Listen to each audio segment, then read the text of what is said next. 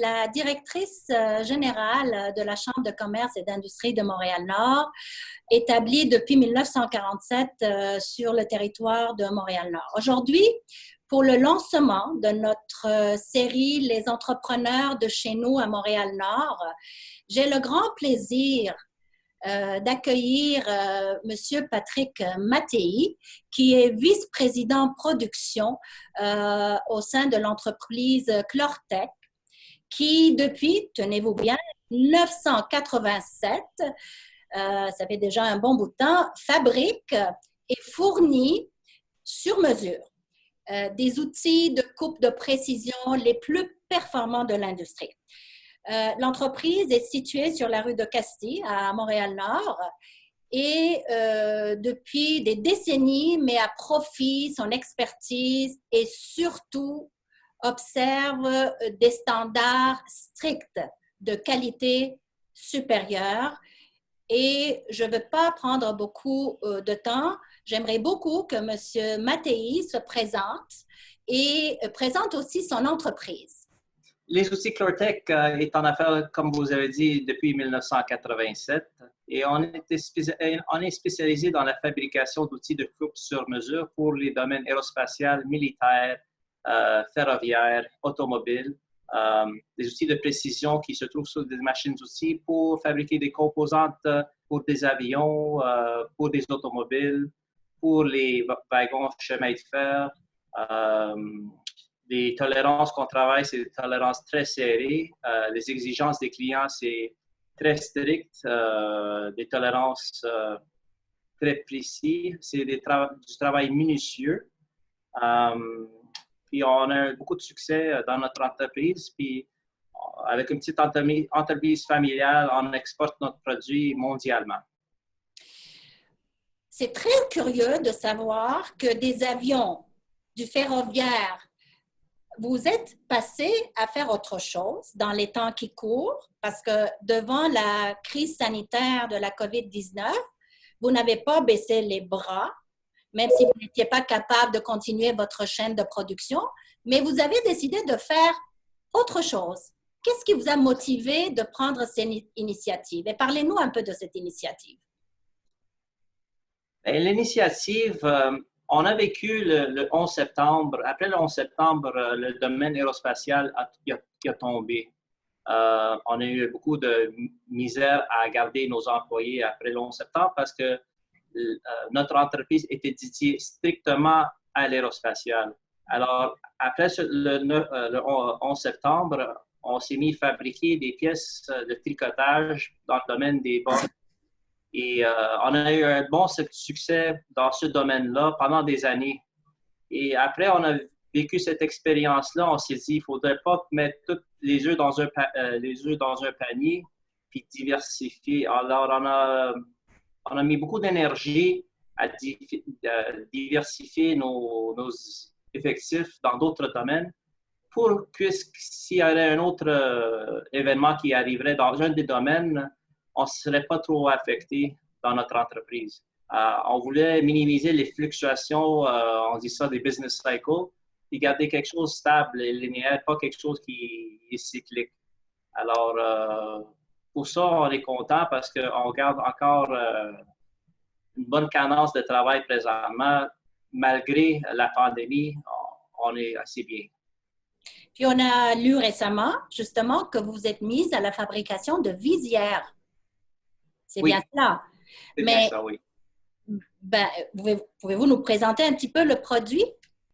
Oui, mais le but initial de ça, c'était pour aider la communauté au niveau des CHSLD, les CIUS. On voyait cette pandémie-là et on se dit toujours, c'est soit on vit la pandémie pendant on est assis et on regarde qu'est-ce qui se déroule, ou on se roule les manches et on se met au travail pour aider. À la fin de la journée, on se demande si on veut être partie de l'histoire ou si on veut lire de l'histoire. Nous autres, on s'est dit, regarde, il faut qu'on fasse quelque chose. Ça nous définit comme société d'aider du monde.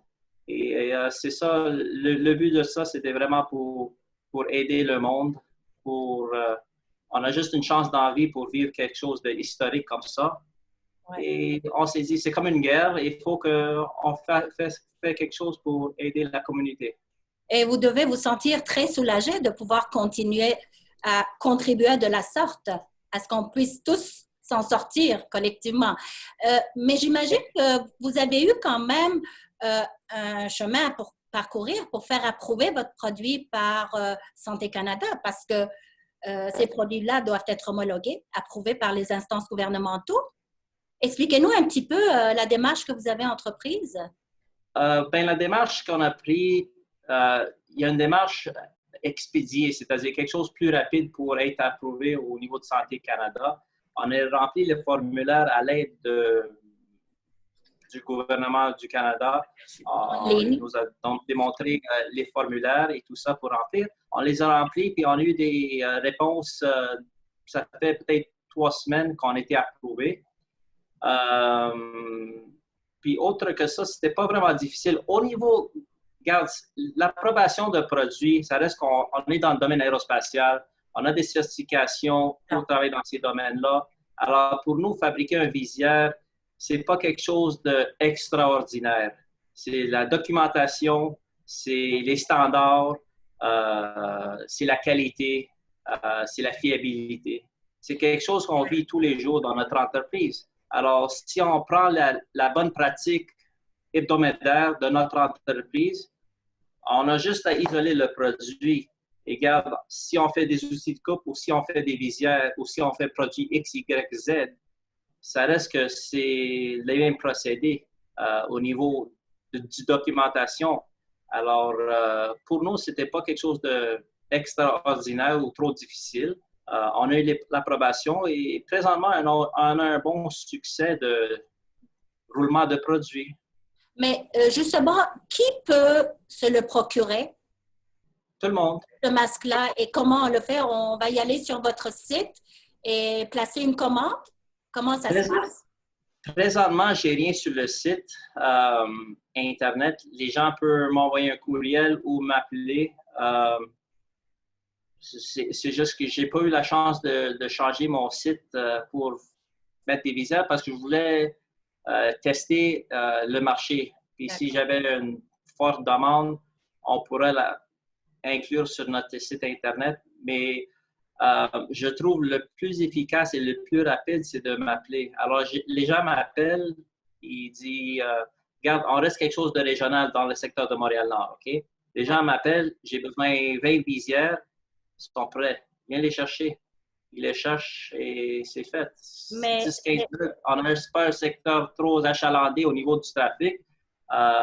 Puis les gens peuvent l'avoir peut-être 10 minutes après qu'ils le commandent. Ouais. Mais vous voyez, ça, c'est quelque chose à souligner. Votre souci de servir d'abord et avant tout votre communauté. On sait très bien que c'est une communauté quand même qui a énormément de besoins dans les temps qui courent. Et c'est à votre honneur. Est-ce que vous avez d'autres projets, justement, de ce type-là ou d'autres enjeux pour pouvoir faire face à cette pandémie de la COVID dans les prochaines semaines? Présentement, on a gardé le focus sur les visières. Au niveau des masques N95, on n'a pas la capacité de les fabriquer en tant que tel parce que je n'ai pas l'équipement. Si j'aurais un besoin, peut-être on peut les procurer. Mais ça reste que je suis en train de tester quelque chose présentement. Je suis en train de tester parce que j'aime des produits fabriqués ici au Québec. Okay? On a une expertise exceptionnelle ici et il faut qu'on reste se fier sur nous-mêmes pour avoir notre propre produit. On ne peut pas se fier à d'autres pays parce qu'on voit ce qui arrive avec les autres pays. Quand ça arrive qu'il y a une pandémie, ils font monter les enchères des produits et on n'a pas accès à ça. Ça va toujours aller aux ceux qui vont payer le plus cher. C'est extraordinaire. Alors, il faut qu'on se fie à nous-mêmes. Oui, parce que vous répondez en même temps à cette campagne qu'on a lancée ensemble d'acheter local, de s'approvisionner local. justement pour Oui. ne plus avoir à subir ces contre-coups de différentes pandémies ou d'autres problèmes qui peuvent surgir dans le futur. Je sais que vous avez beaucoup à faire, Monsieur Mattei. Ça m'a fait énormément plaisir de pouvoir juste échanger quelques moments avec un de nos membres d'ailleurs. Je veux souligner que vous êtes un membre de la Chambre de commerce et d'industrie de Montréal-Nord. Nous en sommes très fiers d'ailleurs. Juste pour terminer, auriez-vous un petit message pour la communauté et le milieu socio-économique de Montréal-Nord? Je dirais, il ne faut pas lâcher prise. On va s'en sortir. Il faut rester positif. Le soleil va briller un jour. Peut-être pas maintenant, mais l'être humain est plus fort que tous les obstacles qu'on n'était jamais fait face. Alors, je crois que c'est un test de société. Je pense qu'on va sortir d'une société plus solidaire, une société plus intelligente. On va se fier à nous-mêmes pour nous garder en santé. Puis je pense que c'est ça qu'il faut qu'on reste positif. Merci infiniment pour cet entretien inspirant.